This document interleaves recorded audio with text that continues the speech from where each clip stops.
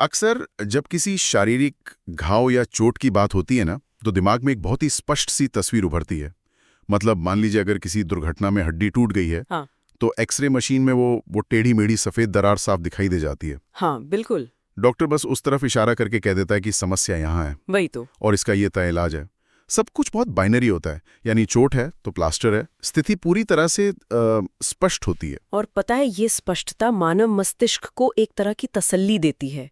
इंसानी फितरत ही ऐसी है कि वो हर चीज को स्पष्ट रूप से देखना चाहता है, उसे अलग अलग साफ श्रेणियों में बांटना चाहता है, सही या गलत, काला या सफेद। लेकिन जब बात विचारधाराओं के टकराव की हो, सदियों पुरानी नफरत और इंसानी मन की जटिलताओं की हो, तो दुनिया की कोई भी एक्सरे मशीन काम नहीं आती। बिल्कुल नहीं। हम एक ऐसे मनोवैज्ञानिक परिदृश्य में प्रवेश करते हैं जो बहुत ही धुंधला है, जटिल है और बहुत उलझा हुआ है।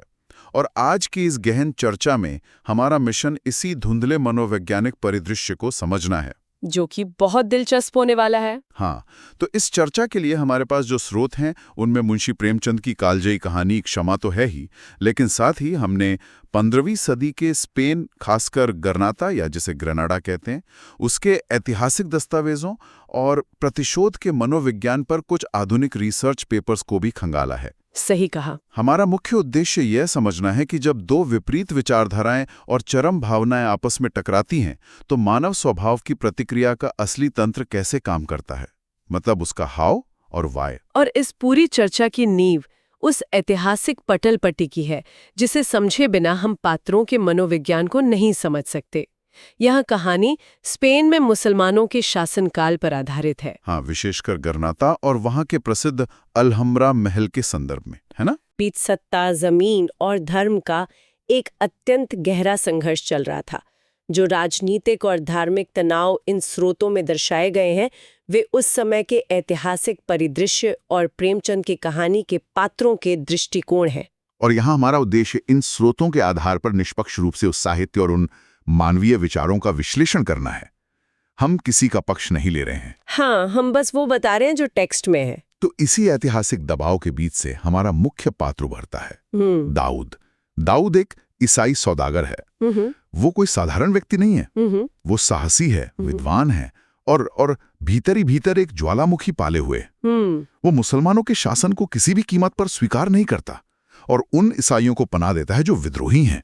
मतलब दाऊद चुपचाप अपना व्यापार कर रहा है, लेकिन उसके भीतर एक पूरी क्रांति चल रही है। मैं यहाँ ये जोड़ना चाहूंगी कि इतिहास में धर्म का उपयोग हमेशा से सत्ता, नियंत्रण और राजनीतिक वर्चस्व के लिए होता रहा है। दाऊद का चरित्र उसी राजनीतिक वर्चस्व के खिलाफ एक मौन विद्रोह है। बिल्कुल।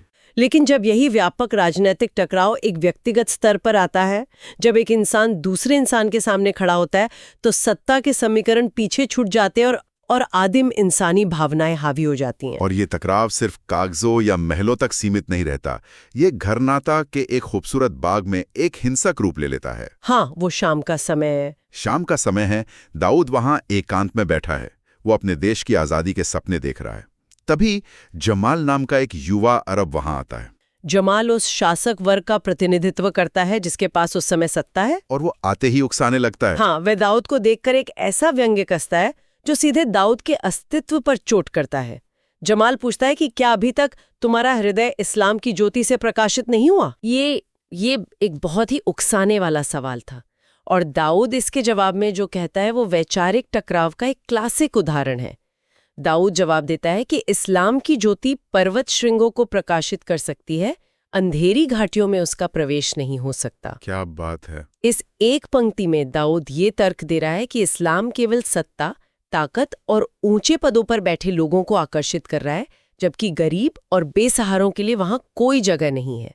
और इन दोनों के बीच जो बहस शुरू होती है वो आज के आधुनिक सोशल मीडिया इको चैम्बर की याद दिलाती है। अरे बिल्कुल, 100%। ये एक ऐसी स्थिति है जहां दोनों पक्षों के दिमाग का एल्गोरिदम सदियों की नफरत से कोड किया गया है। जमाल का तर्क है कि तलवार ने हमेशा सत्य की रक्षा की है और जब तक दुनिया में झूठ रहेगा तलवार की जरूरत रहेगी। और दाऊद का नजरिया एकदम अलग है। हाँ, दूसरी ओर दाऊद का तर्क है कि धर्म का फैलाव सेवा से होना चाहिए, न कि तलवार के बल से।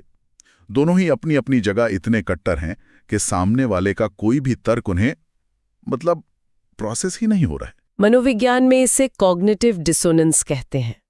जब किसी इंसान की मूल मान्यताओं को चुनौती मिलती है तो उसका दिमाग उस नई जानकारी को खारिज कर देता है, क्योंकि उसे स्वीकार करने का मतलब होगा अपने पूरे अस्तित्व और पहचान को गलत ठहराना। जमाल के लिए उसकी कौम और धर्म पूर्ण सत्य है और दाऊद के लिए उसका अपना नजरिया। दोनों के सत्य में लचीलेपन की कोई गुंजाइश ही नहीं है। लेकिन यहाँ एक बात मुझे बहुत खटकती है। जब ये बहस बढ़ती है और जमाल गुस्से में अपनी तलवार पर हाथ रखता है तो दाऊद पलक झपकते ही अपनी छाती में छिपाई हुई कटार निकाल लेता है। हाँ, वो कटार वाला हिस्सा। ये इस बात का स्पष्ट संकेत नहीं है कि दाऊद महज एक मासूम सौदागर नहीं था जो शांति से बैठा था, वो अपनी छाती में कटार लेकर घूम रहा था। क्या वो पहले से ही किसी हिंसक टकराव की उम्मीद कर रहा था या शायद अवचेतन रूप से उस हिंसा को आमंत्रित कर रहा था? मैं कहूंगी कि एक बहुत ही महत्वपूर्ण मनोवैज्ञानिक पहलू है। एक विजित समाज का व्यक्ति जो लगातार एक दमनकारी सत्ता के साए में जी रहा है, वो कभी भी पूरी तरह से सुरक्षित महसूस नहीं करता। हाँ, असुरक्षा की भावना। दाऊद का हथियार लेकर चलना उसकी असुरक्षा और उसकी नफरत दोनों का प्रतीक है। वो जानता है कि वैचारिक बहसें जब चरम पर पहुंचती हैं तो अंततः हिंसा ही एकमात्र भाषा बचती है, और वही होता है। दोनों के बीच हथियारों का टकराव शुरू हो जाता है। उस द्वंद्व का विवरण बहुत ही दिलचस्प है स्रोत में। एक तरफ अरब की भारी भरकम तलवार है और दूसरी तरफ ईसाई की हल्की कटार। कटार एक नागिन की तरह लपकती है। भारी तलवार से वार करना आसान है, लेकिन कटार की फुर्ती के सामने वो बेबस हो जाती है। बिल्कुल। अंततः दाऊद की कटार जमाल के सीने में उतर जाती है और जमाल की मृत्यु के साथ ही वो पूरी वैचारिक बहस, वो धर्म और सत्य की चर्चा, सब कुछ हवा हो जाती है। क्योंकि जैसे ही कटार सीने में उतरती है, थियोलॉजी या धर्मशास्त्र खत्म हो जाता है और बायोलॉजी हावी हो जाती है। अरे वाह, क्या बात कही आपने। थियोलॉजी खत्म, बायोलॉजी शुरू। हाँ, जमाल के गिरते ही वहां मौजूद अरबों की भीड़ दाऊद के पीछे दौड़ पड़ती है। अब ये कोई न्याय या कानून का मसला नहीं रहा, ये एक जातीय अपमान का बदला बन गया है। एक ईसाई ने एक अरब पर हाथ उठाया है। ये शासक वर्ग के लिए एक असहनीय अनर्थ था। यहीं से हम इस घटना के दूसरे चरण में प्रवेश करते हैं। ये वैचारिक बहस से निकलकर विशुद्ध सर्वाइवल यानी जिंदा बचने की आदम जद्दोजहद में बदल जाता है। दाऊद अपनी जान बचाकर भाग रहा है। वो एक बाग की ऊंची दीवार फांदकर दूसरी तरफ जाता है और एक चट्टान के नीचे छिप जाता है।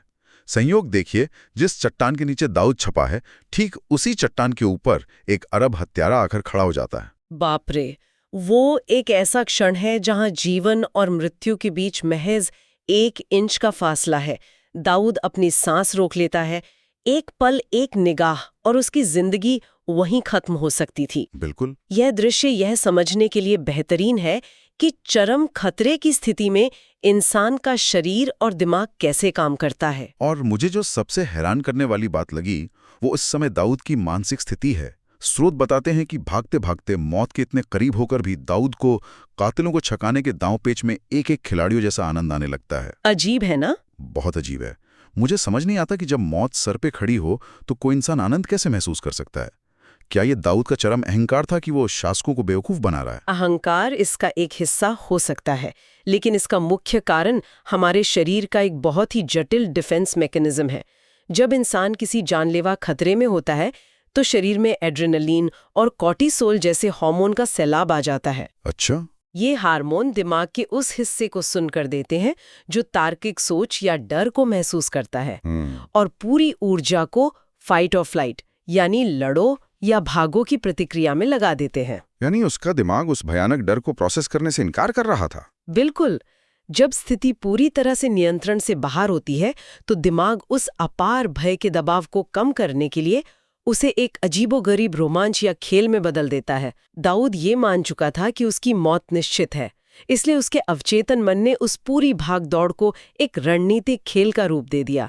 ये दिमाग का खुद को सदमे से बचाने का एक तरीका है। लेकिन शरीर का ये एड्रेनलिन हमेशा नहीं टिकता।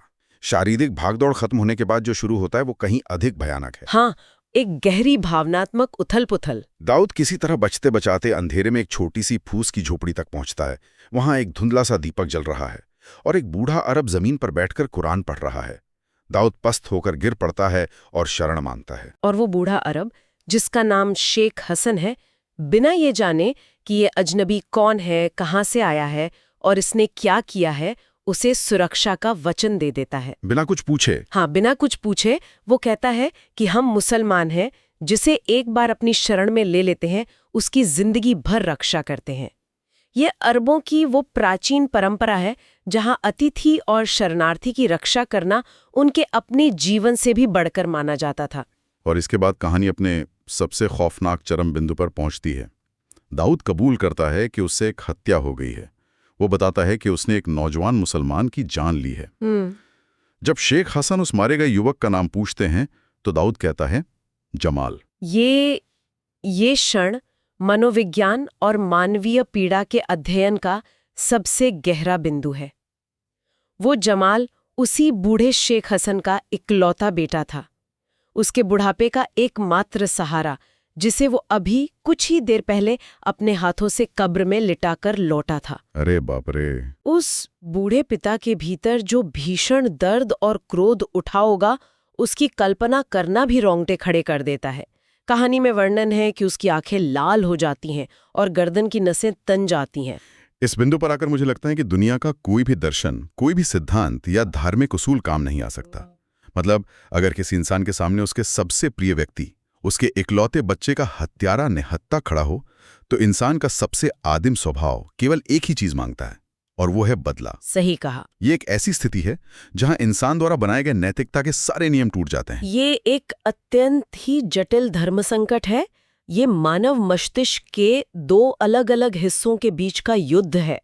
एक तरफ हमारे मस्तिष्क का एमिगडाला है, जो क्रोध, प्रतिशोध और आदिम भावनाओं को नियंत्रित करता है, जो तुरंत रिएक्ट करता है। हाँ, ये वो हिस्सा है जो चिल्ला चिल्ला कर कह रहा है कि खून का बदला खून से लिया जाए, जो कि उस समय की हिंसक कबीलाई परंपरा भी थी। और दूसरी तरफ मस्तिष्क का वो हिस्सा है जो उच्च नैतिक मूल्यों, तार्किकता और आध्यात्मिक शिक्षा को धारण करता है। शेख हसन के सामने उनके रसूल का यह आदेश है कि जो तुम्हारी शरण में आ जाए उस पर हाथ न उठाओ। ये तो बहुत बड़ा संघर्ष है। बिल्कुल। ये केवल एक धार्मिक पुस्तक की पंक्तियां पढ़ने और उन पंक्तियों के असली अर्थ को अपने जीवन में उतारने के बीच की सबसे बड़ी परीक्षा थी। शेख हसन के संवाद इस आंतरिक युद्ध को बहुत स्पष्ट रूप से दर्शाते हैं। वो दाऊद से कहता है कि मेरा जी चाहता है कि अपने दोनों हाथों से तेरी गर्दन पकड़कर इस तरह दबाऊं कि तेरी आंखें बाहर निकल पड़ें। पर नहीं, तूने मेरी शरण ली है, कर्तव्य मेरे हाथों को बांधे हुए हैं। ये दिखाता है कि वो अपनी पाश्विक वृत्ति पर नियंत्रण पाने की कितनी भयानक जद्दोजहद कर रहे हैं। ये बाहर लड़े गए किसी भी युद्ध से ज्यादा भयंकर है। जब अन्य अरब लोग जमाल के हत्यारे को खोजते हुए उस झोपड़ी तक आते हैं तो शेख हसन उन्हें गुमराह करके वापस भेज देते हैं। हाँ, वो उसे बचाते हैं। वो दाऊद को एक कोठरी में छुपा लेते हैं। वो एक ऐसा अकल्पनीय बोझ अपने कंधों पर ले लेते हैं जिसे शायद ही कोई आम इंसान उठा सके। लेकिन प्रतिशोध की आग इतनी आसानी से शांत नहीं होती है। रात गहराने लगती है। शेख हसन का मन कुरान के आयतों में नहीं लगता। बार बार उनकी आंखों के सामने अपने मरे हुए बेटे का चेहरा घूम रहा है। वो पिता है आखिर। हाँ, वो दर्द बर्दाश्त से बाहर हो जाता है। अंततः शेख हसन अपनी तलवार निकालते हैं और दबे पांव उस कोठरी की तरफ बढ़ते हैं जहां उनके बेटे का हत्यारा छिपा है। जब दाऊद उन्हें तलवार के साथ देखता है तो वो भी समझ जाता है कि अब उसका अंत निश्चित है। वो बिना कोई प्रतिरोध के अपना सिल आगे कर देता है। यहाँ दाऊद का मनोविज्ञान भी बहुत महत्वपूर्ण तरीके से बदलता है। कैसे? जो दाऊद कुछ घंटों पहले तक इस्लाम और मुसलमानों का कट्टर दुश्मन था, वो उस बूढ़े पिता के चेहरे पर जो पीड़ा देखता है, उससे वो गहरी सहानुभूति से भर उठता है। दाऊद ये महसूस करता है कि इस दुख में किसी धर्म या जाति का दोष नहीं है। वह सोचता है कि अगर उसके अपने बेटे की हत्या हुई होती तो वो भी एक पिता के रूप में ठीक ऐसा ही करता। इस एक क्षण में दोनों पात्र अपने अपनी वैचारिक कट्टरता से बाहर निकलकर विशुद्ध मानवीय धरातल पर एक दूसरे को देख रहे हैं। ये वो क्षण है जहां दोनों ओर से नफरत के हथियार डाल दिए गए हैं। और तभी वो होता है जो इस पूरी कहानी का मूल संदेश है। शेख हसन तलवार तो लाते हैं लेकिन फिर रुक जाते हैं। हाँ। वो दाऊद से कहते हैं, मैंने तुम्हें माफ किया। वो अपनी ऊँटनी लाते हैं और दाऊद को सुरक्षित भागने का रास्ता देते हैं। शेख हसन अपने इस फैसले के पीछे जो कारण बताते हैं वो इस कहानी का सबसे शक्तिशाली वैचारिक बिंदु है। वो कहते हैं कि विजय गर्व ने मुसलमानों की मति हर ली है। यानी जीत का अहंकार। बिल्कुल। यानी सत्ता और जीत के अहंकार ने लोगों को अंधा कर दिया है और वे ईसाइयों पर जो अत्याचार कर रहे हैं वो उनके धर्म की शिक्षा नहीं है वह स्पष्ट करते हैं कि उनके नबी ने क्षमा और दया का आदर्श रखा है और वह अपने व्यक्तिगत दुख के लिए उस आदर्श को कलंकित नहीं होने देंगे। ये समझना बहुत जरूरी है कि क्षमा का ये कृत्य कोई कमजोरी नहीं था। मतलब एक निहत्थे दुश्मन को, जो आपके बेटे का हत्यारा हो, उसे मारना बहुत आसान है। बहुत आसान है। लेकिन अपने भीतर उठे प्रतिशोध के उस ज्वालामुखी को शांत करना, अपने चरम क्रोध को जीतना, इसके लिए असीम साहस की आवश्यकता होती है। ये साहस युद्ध भूमि में लड़ने वाले किसी भी सैनिक के साहस से कहीं अधिक बड़ा है। और इस क्षमा का जो मनोवैज्ञानिक प्रभाव दाऊद पर पड़ता है वो किसी भी हथियार से ज्यादा गहरा होता है। अगर हम इस पूरे घटनाक्रम का विश्लेषण करें तो सवाल ये उठता है कि असल में हार किसकी हुई? हाँ, ये दिलचस्प सवाल है। दाऊद की कटार ने जमाल की जान ले ली, वो अपनी जान बचाकर वहां से भाग भी निकला। लेकिन दाऊद की जो असली हार थी वो उस झोपड़ी में हुई। कैसे? आप इसे कैसे देखती हैं? दाऊद की उस गहरी नफरत और कट्टरता की हार हुई जिसे वो वर्षों से अपने सीने में पाले हुए था। जो काम कोई तलवार, कोई युद्ध या गरनाता के बाग में हुई वो लंबी लंबी बौद्धिक बहसें नहीं कर सकी, वो काम एक दुखी पिता के सच्चे क्षमा भाव ने कर दिया। शेख हसन की करुणा के आगे दाऊद की विचारधारा ताश के पत्तों की तरह ढह गई। कमाल की बात है, जब दाऊद सुरक्षित अपने घर पहुंचता है तो बाहर से देखने पर वो वही दाऊद है, लेकिन भीतर से उसका पूरा अस्तित्व बदल चुका है। जो व्यक्ति कभी इस्लाम का नामो निशान मिटाना चाहता था, जो हर मुसलमान को शक और नफरत की नजर से देखता था, वो अब उनका दिल से आदर करता है। उसकी नफरत पूरी तरह से वाष्पीकृत हो चुकी है। यह मनोविज्ञान का एक स्थापित सत्य है कि कट्टरता और प्रतिशोध का जो चक्र पीढ़ियों तक चलता है वो कभी भी तर्कों या पलटवार से नहीं टूटता। वो चक्र केवल तभी टूट सकता है जब कोई एक पक्ष अपने असीमित और न्यायोचित लगने वाले क्रोध के बावजूद स्वेच्छा से क्षमा का मार्ग चुने। हाँ, क्योंकि हिंसा केवल हिंसा को जन्म देती है। बिल्कुल, और दोनों पक्षों को और अधिक कट्टर बनाती है। लेकिन क्षमा एक ऐसा अप्रत्याशित और झकझोरने वाला कृत्य है जो सामने वाले की पूरी वैचारिक नींव को ही हिलाकर रख देता है। ये बात हमें बिल्कुल उसी एक्सरे वाली बात पर वापस ले आती है जहां से ये चर्चा शुरू हुई थी। शरीर की टूटी हुई हड्डी को तो प्लास्टर लगाकर जोड़ा जा सकता है, लेकिन विचारधाराओं के जो गहरे घाव हैं, नफरत की जो अनदेखी दरारें पीढ़ियों से चली आ रही हैं, उनका कोई मेडिकल एक्सरे नहीं होता। सही कहा। और उन अदृश्य घावों को भरने के लिए जिस दवा की जरूरत होती है वो बहुत ही दुर्लभ है, और वो दुर्लभ दवा है क्षमा। दाऊद के हृदय परिवर्तन का कारण ये नहीं था कि उस रात उसकी जान बच गई थी। उसका हृदय परिवर्तन इसलिए हुआ क्योंकि उसने उस रात शेख हसन के भीतर उस सेवा, करुणा और असीम दया के बल को साक्षात देख लिया था जिसे वह अब तक केवल अपनी ही धर्म की बपौती मानता था। बिल्कुल। जब किसी कट्टर विरोधी को उस आदर्श का जीवंत रूप उसी व्यक्ति में दिख जाए जिससे वो सबसे ज्यादा नफरत करता है, तो उसका पूरा वैचारिक ढांचा चरमरा जाता है। ये एक बहुत ही शक्तिशाली निष्कर्ष है। दाऊद और शेख हसन की ये कहानी 15वीं सदी के स्पेन की है, जहां तलवारें और कटारें चला करती थीं। लेकिन आज की इस आधुनिक दुनिया को देखकर एक बहुत ही प्रासंगिक सवाल उठता है।